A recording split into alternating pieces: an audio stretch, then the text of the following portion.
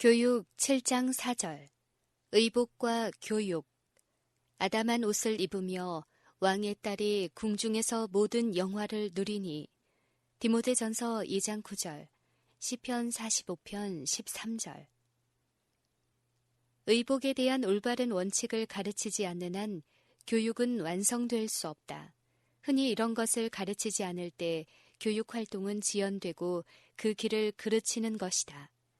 의복에 집착하고 유행의 마음을 빼앗기는 일은 교사들에게 있어서 가장 무서운 경쟁자요, 가장 유력한 방해물 가운데 하나이다.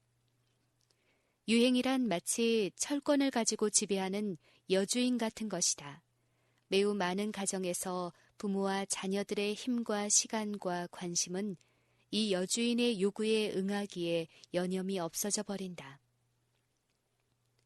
부자들은 언제나 변하고 있는 유행의 스타일에 일치하는 일에 최고가 되려고 열망하고 있으며, 중류 이하의 사람들은 자기들보다 낫다고 생각되는 사람들의 기준에 접근하고자 노력하고 있다. 금전과 힘에는 한계가 있고 상류 계급의 모양을 내려는 욕망은 크므로 그 부담은 거의 질 수 없을 만큼 커진다. 많은 사람들이 그 의복이 아무리 잘 맞고 아름다울지라도 한번 유행이 지난 것이면 다시 만들든지 버리고 마는 것이다. 가족들의 숙명은 끝없는 수고가 된다. 그 집에는 자녀를 교육할 시간도 없고 기도하고 성경을 연구할 시간도 없으며, 어린이들이 하나님께서 만드신 것들을 통하여 그분을 알도록 인도할 시간도 없어진다. 그곳에는 자선에 쓸 시간도 돈도 없다. 그 가정의 식사는 흔히 제한받는다. 그 식사는 잘못 선택되고 성급히 조리되어서 몸의 요구에는 부분적으로만 응한다. 그 결과 병이 생기고 부절제한 생활로 인도하는 그릇된 식사 습관이 생기게 된다. 허식에 대한 욕망은 사치를 낳고 많은 청년들로부터 고상한 생애에 대한 포부를 없앤다. 그들은 교육을 원하는 대신 의복에 대한 욕망을 만족시키는 돈을 벌기 위해 어린 나이부터 무슨 직업에 종사하게 된다. 또한 이런 욕망으로 인해 많은 젊은 여성들이 미혹되어 파멸에 빠진다. 많은 가정이 재정에 과도한 부담을 안고 있다. 아버지는 그 처자의 요구에 응할 수 없으므로 부정직한 일에 유혹되고 필경에는 불명예와 파멸에 이르고야 만다. 예배하는 날이나 행사에 있어서도 유행의 지배를 면할 수는 없다. 그보다도 예배하는 날과 행사는 유행의 위력을 더욱 크게 보일 기회를 제공하고 있다. 교회는 허식의 전람회장이 되고 유행은 설교보다 앞서 연구의 재료가 된다. 유행의 풍습을 쫓아갈 수 없는 가난한 사람들은 교회에 가까이 갈 수 없게 된다. 그리하여 그들은 안식일을 하는 일 없이 보내고 청소년들은 타락한 교제로 시간을 보내는 것이다.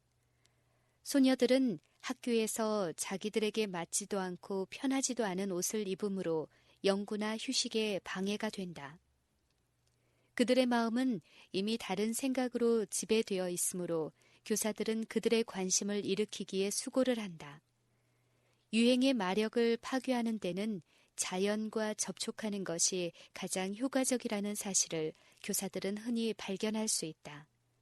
학생들로 하여금 시내와 호수와 바다에서 즐거움을 맛보게 하고 산에 오르고 낙조를 바라보게 하며 나무숲과 들의 보고를 탐색해 하며 그들로 하여금 야채와 화초를 기르는 데서 즐거움을 느끼도록 하면 유행을 따라서 옷에다 리본이나 주름 잡힌 돌연을 다는 일을 무의미한 것으로 보게 될 것이다. 청소년들에게 식사와 마찬가지로 의복에 있어서도 단순한 생활이야말로 고상한 사고를 갖는데 절대로 요긴한 것임을 인식시켜야 한다. 그들로 하여금 배워야 할 일이 얼마나 많으며 평생 사업의 준비에 있어서 청년 시절이 얼마나 귀중한 시기인가를 깨닫도록 해야 한다. 하나님의 말씀인 성경에, 자연의 책에 또는 고상한 생애를 보낸 사람들의 기록 중에 큰 보배가 감추어져 있다는 것을 그들이 인식하게 해야 한다. 그들의 생각을 그들이 구원할 수 있는 고생하는 사람들에게 향하게 해야 한다. 그들이 허식에 낭비하는 금액만큼 줄인 자를 먹이고 벗은 자를 입히고 불행한 자를 위로할 비용이 줄어든다는 것을 인식하도록 해야 한다. 그들은 합당치도 않고 편리하지도 않고 그렇다고 아름답지도 않은 유행의 명령에 순종하기 위해 인생에 광이 있는 기회를 잃어버리거나 지성을 위축시키고 건강을 해치며 행복을 파괴하는 일을 할 여유가 없다. 동시에 청소년들은 하나님이 모든 것을 지으시되 때를 따라 아름답게 하신 자연의 공과를 배워야 한다. 그 밖의 모든 다른 일들과 마찬가지로 옷에 있어서도 우리의 창조주께 영광을 돌리는 것이 우리의 특권인 것이다. 하나님께서는 우리가 입는 의복이 말쑥하고 건강에 도움이 되는 것일 뿐만 아니라 몸에 잘 맞고 어울리는 것이 되기를 원하신다. 복장에 의하여 그 사람의 인격이 판단된다. 세련된 취미와 교양이 넘치는 지성은 단순하고 적합한 복장을 선택하는 데서 나타난다. 청초하고 질소한 의복이 겸손한 태도와 연합되면 젊은 여성을 품위 있는 분위기로 두를 것이요. 그 분위기는 허다한 위험에서 그를 지키는 데 매우 도움이 될 것이다.